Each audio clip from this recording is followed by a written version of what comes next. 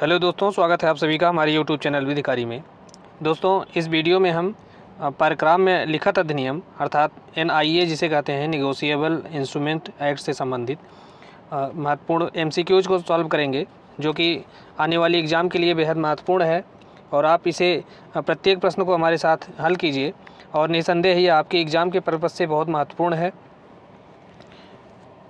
दोस्तों, इस वीडियो में हम लगभग 50 प्रश्नों को हल करेंगे। इसके बाद नेक्स्ट वीडियो आएगा हमारा, जिसमें हम और भी प्रश्नों को हल करेंगे। तो इस प्रकार से 2-3 पार्ट में हम लगभग सभी प्रश्नों को जितने भी प्रश्न इस एक्ट से पूछे जा सकते हैं, ये खास करके छत्तीसगढ़ की परीक्षा में और MP में या और बिहार में, यहाँ की परीक्षाओं में जो है PCSJ की प्री परीक्षा में खासकर पूछा जाता है। तो इसी को ध्यान में रखते हुए हम इस वीडियो को आपके समक्ष रखते हैं और पूरी उम्मीद है कि यह वीडियो आपके लिए बहुत कारगर साबित होगा। और दोस्तों, इस प्रकार के और भी वीडियो पाने के लिए आप हमारे चैनल विधिकारी को सब्सक्राइब जरूर कीजिए, ताकि आपको समय समय पर इस तरह के कंटेंट मिलते रहेंगे। तो आइए देखते हैं किस प्रकार के प्रश्न जो है यहाँ से पूछे जा सकते हैं। तो इसमें पहला है, कार्यक्रम में लिखित अधिनियम कब से प्रवर्तन में है? तो इसकी इन्फोर्समेंट जो डेट है वह है 1 मार्च 1982, अर्थात 1 मार्च 1982 से यह अधिनियम जो है वह प्रवर्तन में आया है। नेक्स्ट है कि बैंकर में क्या शामिल है? तो बैंकर की जो परिभाषा है वह धारा 3 के अंतर्गत दी गई है। और बैंकर जो है वह इंटरप्रिटेशन क्लास जो है वो धारा 3 का, उसमें केवल एक ही परिभाषा दी गई है बैंककार की। बैंककार अर्थात बैंकर, तो इसके अंतर्गत जो है ये आते हैं बैंककार के तौर पर कार्य करने वाले व्यक्ति और डाकघर बचत बैंक, अर्थात ये जो दोनों हैं ये दोनों ही बैंककार या बैंकर के अंतर्गत शामिल हैं। नेक्स्ट है, वचन पत्र के लिए निम्नलिखित तत्व आवश्यक हैं। तो वचन पत्र के लिए क्या क्या चीज़ें आवश्यक होती हैं? तो इसके बारे में जो प्रावधान है वो धारा 4 के अंतर्गत दिया गया है। और इसमें जो है यह लेखबद्ध होना चाहिए और इसकी जो धनराशि है वह निश्चित होना चाहिए और रचयिता का हस्ताक्षर होना चाहिए, साथ ही संदाय करने का वचन भी होना चाहिए। तो इस प्रकार से ये जो सभी चारों विकल्प हैं यह किसी वचन पत्र के लिए यह आवश्यक होते हैं। नेक्स्ट है, ड्राफ्ट क्या है? तो ड्राफ्ट जो होता है वह एक प्रकार का विनिमय पत्र होता है। नेक्स्ट है, विनिमय पत्र में साधारणतया पक्षकार होते हैं। तो विनिमय पत्र की जो परिभाषा है यह धारा 7 के अंतर्गत दी गई है। और इसमें जो पूछा गया है कि इसमें पक्षकार कौन कौन होते हैं, तो इसमें जो है लेखीवाल होता है, ऊपर वाल होता है और पाने वाला होता है। तो इस प्रकार से ये जो तीनों हैं यह किसी विनिमय पत्र के ये पक्षकार होते हैं। अब इसमें जानते हैं कि लेखीवाल, ऊपर वाल और पाने वाला ये कौन कौन व्यक्ति होते हैं, किसको कहा जाएगा कि वो कोई व्यक्ति लेखीवाल है या ऊपर वाल है। तो धारा 7 के अंतर्गत जब देखेंगे तो इसमें इसकी परिभाषा दी गई है। और इसके अनुसार जो किसी विनिमय पत्र या चेक का रचयिता जो होता है तो लेखीवाल कहलाता है, अर्थात जो विनिमय पत्र या चेक का रचयिता अर्थात जिसने उसको लिखा है यह लेखीवाल कहलाता है। ऊपर वाल वो व्यक्ति कहलाता है जिसको संदाय करने के लिए निर्दिष्ट किया गया है, अर्थात कोई विनिमय पत्र है, वह विनिमय पत्र किस व्यक्ति को प्रदत्त किया जाना है, उसकी धनराशि किसे प्रदान की जानी है, तो ऐसा व्यक्ति जो है ऊपर वाल कहलाता है। और पाने वाला से तात्पर्य है कि लिखित में नामित ऐसा व्यक्ति जिसे या जिसके निर्देश पर धन संदत्त किया जाना है। अगर जिस व्यक्ति को, जैसे ऊपर वाल है, तो ऊपर वाल को जो है विनिमय पत्र की धनराशि दिया जाना है तो इसको ऊपर वाल कहा जाएगा। लेकिन ऊपर वाल ने किसी अन्य व्यक्ति को निर्दिष्ट किया है कि ये हमको न दे करके इस व्यक्ति को दिया जाए, तो यही जो है पाने वाला कहलाता है। नेक्स्ट है, इसमें पूछा है कि क्या सही सुमेलित नहीं है। तो इसमें से वचन पत्र, इसके बारे में प्रावधान धारा 4 के अंतर्गत दिया गया है। विनिमय पत्र के बारे में प्रावधान धारा 5 में दिया गया है। चेक के बारे में प्रावधान यह धारा 6 के अंतर्गत दिया गया है। और लेखीवाल, तो लेखीवाल के बारे में प्रावधान जैसा अभी हमने देखा कि ये धारा 7 के अंतर्गत दिया गया है। और धारा 8 के अंतर्गत धारक के बारे में प्रावधान है या धारक की जो है परिभाषा दी गई है। नेक्स्ट है, जबकि विनिमय पत्र में या उस पर के किसी पृष्ठांकन में ऊपर वाल के अतिरिक्त किसी अन्य व्यक्ति का नाम दिया हुआ है जिसके पास आवश्यकता पड़ने पर लेनगी के लिए माना जाता है, तो ऐसा व्यक्ति क्या कहलाता है? तो ऐसे व्यक्ति को जो है जिक्रीवाल कहा जाएगा। और जिक्रीवाल के बारे में जो प्रावधान है यह धारा 7 के अंतर्गत ही दिया गया है, जहाँ पे जिसके अंतर्गत लेखीवाल, ऊपरवाल, जिक्रीवाल, प्रतिगृहीता, पाने वाला, इन सारे व्यक्तियों के बारे में जो प्रावधान है, इनकी जो परिभाषा है, यह सब धारा 7 के अंतर्गत ही दी गई है। नेक्स्ट है जिक्रीवाल का प्रावधान किस धारा के अंतर्गत है। तो अभी हमने देखा कि यह धारा 7 के अंतर्गत दिया गया है। नेक्स्ट है चेक को किस धारा के अंतर्गत परिभाषित किया गया है। तो चेक की जो परिभाषा है वह जो है वो धारा 6 के अंतर्गत दी गई है, और धारा 6 के अंतर्गत यह बताया गया है कि चेक जो है ये एक प्रकार का क्या होता है, यह एक विनिमय पत्र होता है।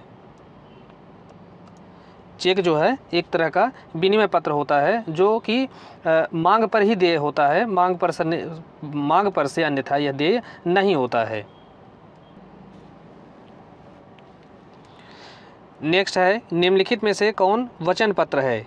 तो वचन पत्र के बारे में जो प्रावधान है वो धारा 4 के अंतर्गत दिया गया है, और धारा 4 के जो इलस्ट्रेशन है अर्थात जो दृष्टांत हैं उसमें कुछ दृष्टांत दिए गए हैं, जिसमें से पहला और दूसरा जो दृष्टांत है वही वचन पत्र के अंतर्गत आता है, बाकी वचन पत्र के अंतर्गत नहीं आता है। तो उसी दृष्टांतों में से ये दिए गए हैं प्रश्न के जो विकल्प हैं।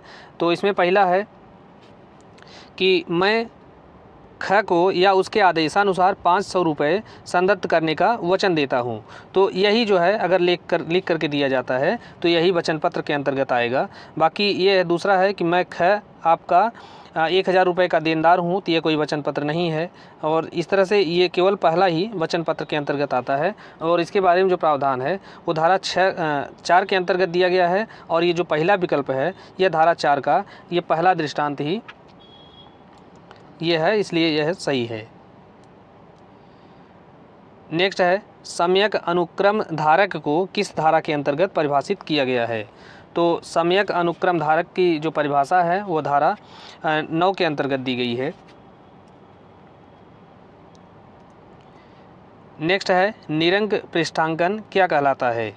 तो निरंक पृष्ठांकन जो है इसके बारे में जो प्रावधान है वो धारा 16 के अंतर्गत दिया गया है। निरंक पृष्ठांकन धारा 16 के अंतर्गत दिया गया है, और इसके अंतर्गत जो है यह बताया गया है कि निरंक पृष्ठांकन वही ऐसा पृष्ठांकन कहलाता है कि जब कि पृष्ठांकन केवल अपना नाम हस्ताक्षरित करता है, तो ऐसा जो पृष्ठांकन है वह निरंक पृष्ठांकन कहता है। अर्थात उसमें केवल उसका जो पृष्ठांकन है उसका केवल सिग्नेचर होगा और कुछ उसमें नहीं लिखा रहेगा। तो ऐसा ही जो पृष्ठांकन है वह निरंक अर्थात इंडोर्समेंट इन ब्लैंक कहलाता है। नेक्स्ट है संदिग्धार्थी लिखत कहा जाता है। तो इसमें से किसे जो है संदिग्धार्थी लिखत कहा जाएगा। तो इसके बारे में जो प्रावधान है वो धारा 17 के अंतर्गत किया गया है, और इसके अनुसार जबकि लिखत का अर्थ जो है वह वचन पत्र या विनिमय पत्र या दोनों लगाया जा सकता है। अर्थात वह न तो पूरी तरह से वचन पत्र है न तो पूरी तरह से विनिमय पत्र है। अर्थात लिखत जो है इस प्रकार से लिखा गया है कि उसको पढ़ने से ऐसा प्रतीत होता है, उसका यह अर्थ निकलता है कि वह वचन पत्र भी हो सकता है या विनिमय पत्र हो सकता है। अर्थात ये दोनों में से किसी बात को जो है होने का अंदाज लगाया जा सकता है। तो ऐसे जो वचन पत्र या विनिमय पत्र है उसे ही संदिग्ध लिखत कहा जाएगा या संदिग्धार्थी लिखत कहा जाएगा। नेक्स्ट है खोए हुए विनिमय पत्र की दूसरी प्रति पाने का अधिकार धारक को किस धारा के अंतर्गत दिया गया है। तो यह जो प्रावधान है वो धारा 45A के तहत जो है धारक को प्राप्त होता है। नेक्स्ट है प्रसाक्ष्य की अंतर्वस्तु है। तो इसमें से प्रसाक्ष्य की अंतर्वस्तु कौन सी है। तो प्रसाक्ष्य की अंतर्वस्तु के बारे में जो प्रावधान है वो धारा 101 के अंतर्गत दिया गया है, और इसके अनुसार उसमें जो खंड दिए गए हैं उसके अनुसार अगर देखेंगे तो उस व्यक्ति का नाम जिसके लिए और जिसके विरुद्ध लिखत प्रसाक्षित की गई थी तो वह जो है प्रसाक्ष्य की अंतर्वस्तु के अंतर्गत आएगा। दूसरा है प्रसाक्ष्य करने वाले नोटरी पब्लिक के हस्ताक्षर, ये भी इसकी अंतर्वस्तु के अंतर्गत आएगा। और तीसरा है या तो स्वयं लिखत या लिखत की और जिसके ऊपर लिखत या मुद्रित हर बात अक्षरशः जो है अनुलिपि है। तो ये जो सारी बातें हैं यह प्रसाक्ष्य के अंतर्गत आती हैं और ये उसकी अंतर्वस्तु हैं। ये इसके बारे में जो नेक्स्ट है परक्राम्य लिखत से अभिप्रेत है। तो परक्राम्य लिखत की जो परिभाषा है उसको अगर देखेंगे तो वो धारा 13 के अंतर्गत दी गई है, और इसके अनुसार परक्राम्य लिखत से अभिप्रेत है वचन पत्र, विनिमय पत्र और चेक। तो ये जो तीन बातें हैं ये परक्राम्य लिखत के अंतर्गत आती हैं, इसके बारे में। नेक्स्ट है परक्राम्य लिखत परिभाषित है, तो अभी हमने देखा है कि परक्राम्य लिखत जो है वो धारा 13 के अंतर्गत परिभाषित है।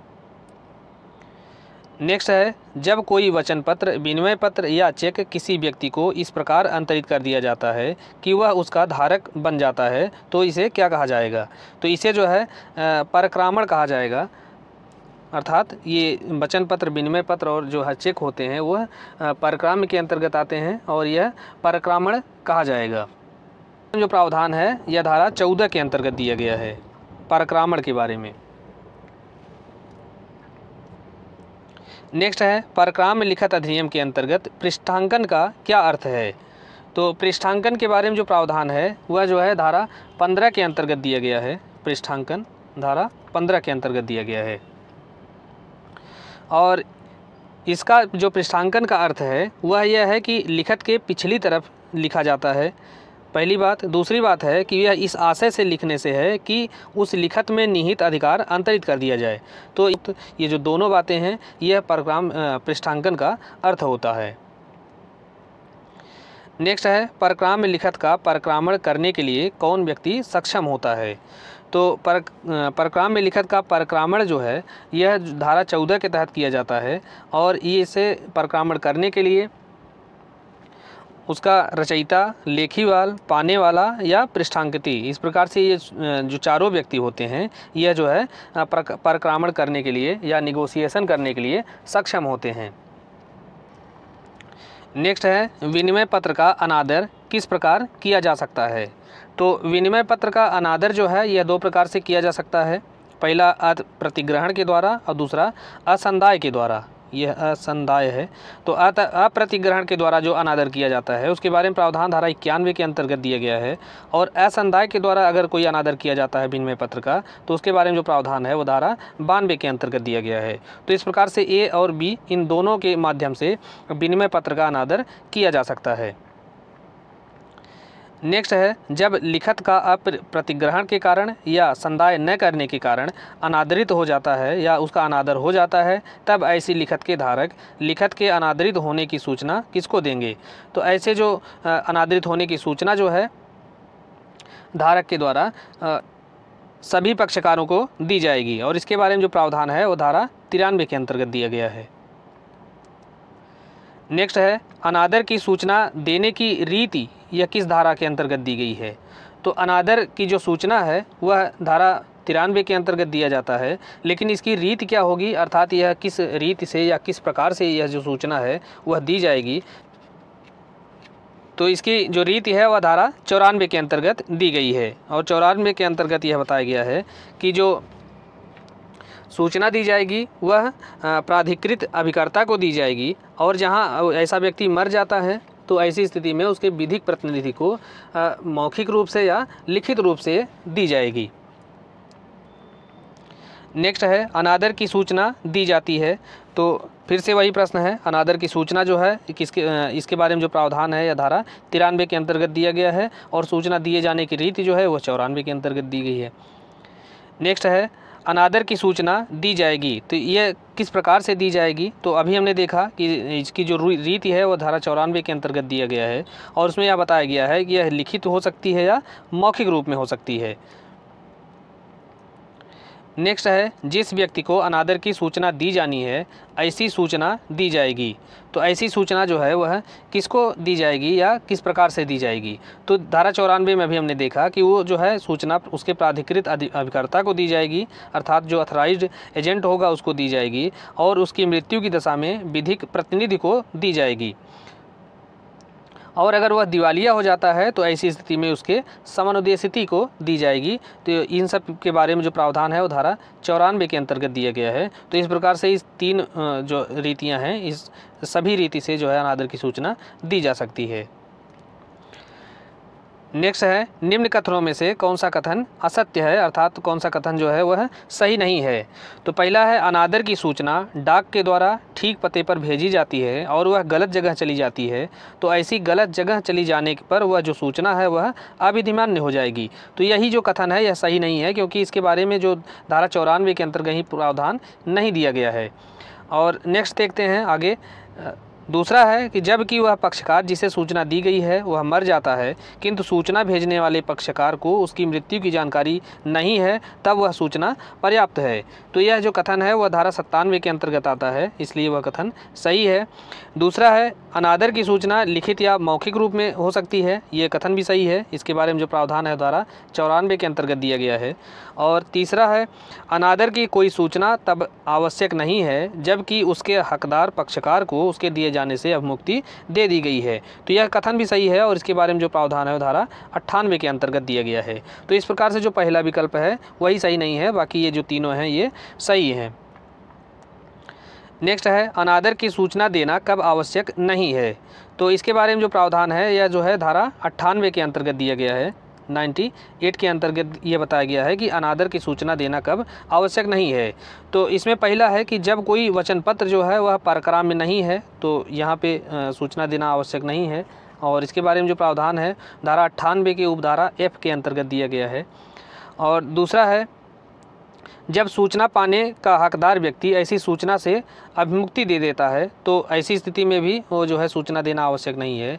और तीसरा है जब लेखीवाल को भीतर भारित करने के मामले में संदाय जो है प्रत्यादिष्ट कर दिया जाता है तो ऐसी स्थिति में भी सूचना देना आवश्यक नहीं है। और नेक्स्ट है जब भारित पक्षकार को ऐसी सूचना नहीं दिए जाने पर कोई नुकसान नहीं होता है। तो इस प्रकार से ये जो चारों रीतियां हैं, ऐसी रीतियों में जो है वो अनादर की सूचना दिया जाना आवश्यक नहीं होता है। और इसके बारे में जो प्रावधान है वो धारा 98 के अंतर्गत दिया गया है। नेक्स्ट है अधिनियम का कौन सा प्रावधान सम्यक अनुक्रम में संदाय के संबंध में विचार करता है। तो इसके बारे में जो प्रावधान है वो धारा 10 के अंतर्गत दिया गया है। और इसमें जो है सम्यक अनुक्रम में संदाय के संबंध में जो है प्रावधान दिया गया है। नेक्स्ट है परक्राम लिखित अधिनियम की किस धारा के अंतर्गत यह प्रावधान किया गया है। चेक की जो है चेक का जो धारक है चेक काटने के पश्चात उसे जो है क्रॉस कर सकेगा, ये क्रॉस लिखा है तो ये क्रॉस कर सकेगा। तो इसके बारे में जो प्रावधान है वह धारा 125 के अंतर्गत दिया गया है। और इसमें यह बताया गया है कि जो चेक क्रॉस किया हुआ नहीं है तो वहाँ धारक जो है उसे साधारणतया या विशेष रूप से जो है क्रॉस कर सकेगा। तो कौन क्रॉस करेगा, तो चेक काटने के पश्चात जो है चेक का जो धारक होता है वही उसको क्रॉस कर सकेगा। नेक्स्ट है अधिनियम का कौन सा प्रावधान अभिकथित करता है कि विदेशी विनिमय पत्र अनादर के लिए प्रसाक्षित होंगे, यह ऐसा उस स्थान की विधि द्वारा अपेक्षित है जहां वे लिखे गए हैं। तो इसके बारे में जो प्रावधान है वह जो है धारा 104 के अंतर्गत दिया गया है। नेक्स्ट है अधिनियम की धारा 118 के अंतर्गत उपधारणाओं में शामिल नहीं है। तो धारा 118 के अंतर्गत परक्राम में लिखित के बारे में कुछ उपधारणाएं की जाती हैं, कुछ प्रिजम्पशंस किए जाते हैं। तो वो इसमें से कौन सा पूछा है कि कौन सी उपधारणा धारा 118 के तहत नहीं की जाती है।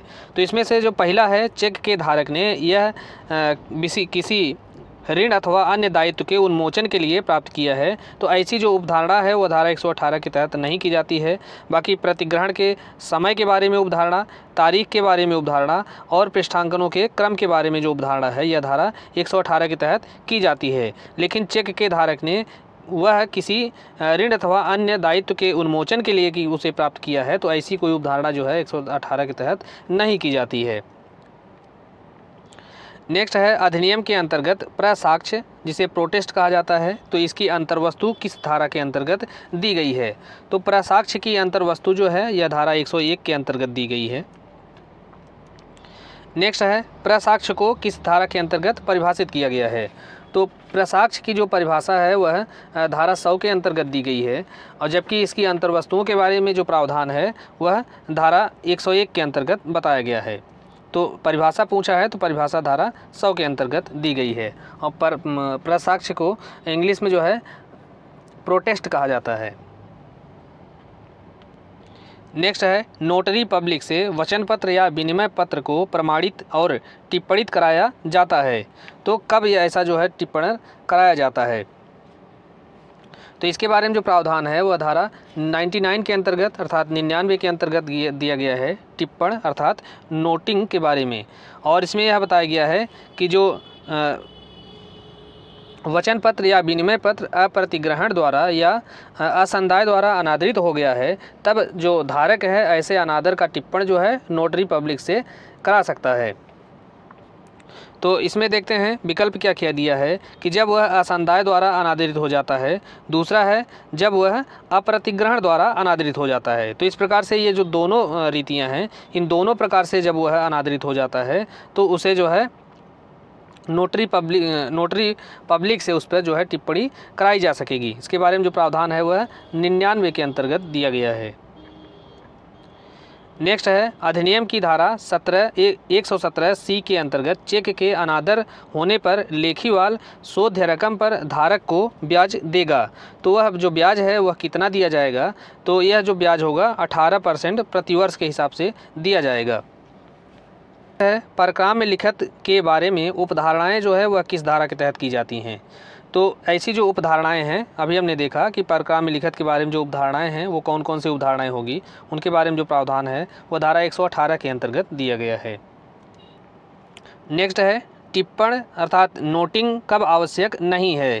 तो इसके बारे में प्रावधान अभी हमने देखा कि धारा 99 के अंतर्गत दिया गया है, और धारा 99 के अंतर्गत जो है टिप्पण का जो नोटरी पब्लिक के द्वारा जो धारक है वह करा सकेगा, किस मामले में, वचन पत्र के अनादर होने पर और विनिमय पत्र के अनादरित होने पर। लेकिन चेकों के अनादरित होने पर टिप्पणी के बारे में कोई प्रावधान नहीं किया गया है, अर्थात टिप्पण जो है चेक के अनादरित होने पर आवश्यक नहीं है। नेक्स्ट है टिप्पणी करता है। तो टिप्पणी जो है कौन करता है, तो इसके बारे में हमने देखा कि धारा 99 के अंतर्गत जो प्रावधान है वह नोटरी पब्लिक के द्वारा किया जाता है। नेक्स्ट है बैंक खाते में धन की अपर्याप्तता इत्यादि के कारण चेक का अनादर हो जाता है तो धारक जो है दंडित किया जाता है। तो धारक जो है किस धारा के तहत जो है दंडित किया जाता है, तो वह धारा 138 के तहत दंडित किया जाता है। और धारा 138 के अंतर्गत जो है अभी व्यापक संशोधन किया गया है 2018 के संशोधन अधिनियम के द्वारा। चेक के अनादर होने पर चेक देने वाला जो व्यक्ति है वह किस दंड से दंडित किया जा सकता है। तो इसके बारे में जो प्रावधान है वो धारा 138 के अंतर्गत दिया गया है, और इसमें यह बताया गया है कि अगर कोई व्यक्ति इस प्रकार का चेक देता है जो कि उसके खाते में जो धनराशि है उससे अधिक धनराशि का कोई चेक है वो उसे जारी करता है, और वह चेक अनादर हो जाने की स्थिति में उस व्यक्ति को, ऐसा चेक जारी करने वाले व्यक्ति को 2 वर्ष तक का कारावास की सज़ा दी जा सकती है, या जो चेक की जो धनराशि है उस धनराशि के 2 गुने का अर्थदंड लगाया जा सकता है, या अर्थदंड और कारावास इन दोनों से दंडित किया जा सकता है। तो इस प्रकार से जो उपयुक्त सभी हैं ये सभी में से सज़ा जो है उसको दी जा सकती है, या इसमें से कोई भी उसे सज़ा दी जा सकती है। नेक्स्ट, चेक जारी किए जाने की तिथि से कितने समय के भीतर बैंक में प्रस्तुत कर दिया जाना चाहिए। तो इसके बारे में जो प्रावधान है यह धारा 138 के उपधारा ए के अंतर्गत दिया गया है, और इसमें यह बताया गया है कि जो चेक है उसके लिखे जाने की तारीख से 6 माह के भीतर उसे जो है बैंक को प्रस्तुत कर दिया जाना चाहिए। लेकिन अगर इसमें देखेंगे कि आरबीआई का एक परिपत्र आया था सन 2011 में, और उसके तहत इस 6 माह की जो अवधि है उसे 3 महीना कर दिया गया है। तो इस प्रकार से अगर एनआईए को देखेंगे अर्थात एक्ट को देखेंगे तो एक्ट के अंतर्गत जो प्रावधान है वो 6 माह ही दिया गया है धारा 138 के उपधारा ए के अंतर्गत। लेकिन जो है वहाँ पर एक नोटिफिकेशन दिया गया है, उसमें यह बताया गया है कि अब जो है यह जो अवधि है वह 3 महीना होगी, और ऐसी अवधि आरबीआई का जो परिपत्र है जो 4/11/2011 को जारी किया गया था तो उसके तहत इस अवधि को 3 महीने किया गया है। तो इस प्रकार से अगर हम बेयर एक्ट की बात देखेंगे तो उसके तहत तो 6 महीने का है, लेकिन आरबीआई की अगर हम उसकी जो परिपत्र है उसके हिसाब से देखेंगे तो वह अवधि है वह 3 महीना है। नेक्स्ट है, चेक के अनादर की सूचना प्राप्त होने के कितने दिन के भीतर राशि के संदाय की मांग की जानी चाहिए। तो यह जो मांग है यह 30 दिनों के भीतर की जानी चाहिए, और इसके बारे में जो प्रावधान है यह धारा 138 की उपधारा बी के अंतर्गत दिया गया है। और इसमें यह जो बताया गया है कि चेक पाने वाला या जो चेक का धारक है समयक अनुक्रम में चेक के लेखीवाल को असंदत चेक के लौटाए जाने की बाबत बैंक से उसे सूचना की प्राप्ति से 30 दिन के भीतर उसे मांग करता है, अर्थात उसे मांग करना चाहिए कितने दिन के भीतर, 30 दिनों के भीतर। नेक्स्ट है धारा 118 परक्राम में लिखित अधिनियम के अंतर्गत किसकी उपधारणा नहीं की जाएगी। तो धारा 118 के अंतर्गत जैसा कि हमने देखा कि उसमें उपधारणाओं के बारे में प्रावधान किया गया है। तो उसके अनुसार चेक के धारक ने चेक किसी ऋण अथवा अन्य दायित्वों के उन्मोचन के लिए प्राप्त किया गया था, तो ऐसी कोई उपधारणा के बारे में वहाँ कोई प्रावधान नहीं दिया गया है। बाकी प्रतिफल की उपधारणा के बारे में और प्रतिग्रहण के समय के बारे में और पृष्ठांकनों के क्रम के बारे में उपधारणा जो है वो धारा 118 के तहत की जाती है। लेकिन ये जो पहला वाला उपधारणा है इसके बारे में वहाँ कोई प्रावधान नहीं किया गया है। नेक्स्ट है परक्राम में लिखित अधिनियम की धारा 138 के अधीन अधिकतम जो जुर्माना है वह कितना हो सकता है। तो अभी हमने देखा है कि जो 138 के तहत जो अधिकतम जुर्माने की धनराशि है वह जो चेक में अर्थात चेक में जो निर्दिष्ट किया गया रकम है उस रकम के 2 गुना रकम जो है उसकी जुर्माना हो सकती है। तो यहाँ पर अधिकतम 10,000 1 लाख ऐसा कोई धनराशि उल्लेख नहीं है, बल्कि क्या उल्लेख है, चेक की राशि के 2 गुने के बराबर जो है जुर्माना लगाया जा सकता है, या जो कारावास की सज़ा है वह 2 वर्ष तक की कारावास की सज़ा दी जा सकेगी। नेक्स्ट परक्राम में लिखित अधिनियम के अंतर्गत एक चेक धारक जो है वह चेक की वैधता अवधि के दौरान चेक को कितने बार बैंक में पेश कर सकता है। तो चेक की वैधता की दौरान वह जो है कितने भी बार उसको जो बैंक में पेश कर सकता है। नेक्स्ट है परक्राम में लिखित अधिनियम की धारा 139 के अंतर्गत क्या धारणा बनाई जा सकती है। तो धारा 139 के तहत जो धारणा बनाई जा सकती है वह यह बनाई जा सकती है कि चेक जो है यह किसी ऋण अथवा उत्तरदायित्व के उन्मोचन के लिए लिखा गया है। ऐसी उपधारणा जो है धारा 139 के तहत बनाई जा सकती है। और धारा 139 को जब देखेंगे तो इसमें यह प्रावधान है कि जब तक कि तत्प्रतिकूल साबित न हो यह उपधारणा की जाएगी कि चेक के धारक ने धारा 138 में निर्दिष्ट प्रकृति का चेक किसी ऋण या अन्य दायित्व के पूर्णतः या भागतः उन्मोचन के लिए प्राप्त किया है। तो यही जो उपधारणा है वह धारा 139 के तहत की जाती है। दोस्तों इस प्रकार से इस वीडियो में हमने लगभग 50 प्रश्नों को सॉल्व किया है, और आगे नेक्स्ट वीडियो में हम और भी प्रश्नों को जो भी इससे इम्पॉर्टेंट हैं उन सबको सॉल्व करेंगे, और पूरी उम्मीद है कि यह वीडियो आपकी तैयारी में सहायक साबित होगा। तो आप हमारे चैनल के साथ बने रहने के लिए हमारे चैनल विधिकारी को सब्सक्राइब जरूर कीजिए, ताकि आपको समय समय पर जो है महत्वपूर्ण कंटेंट हम मुहैया कराते रहें। धन्यवाद।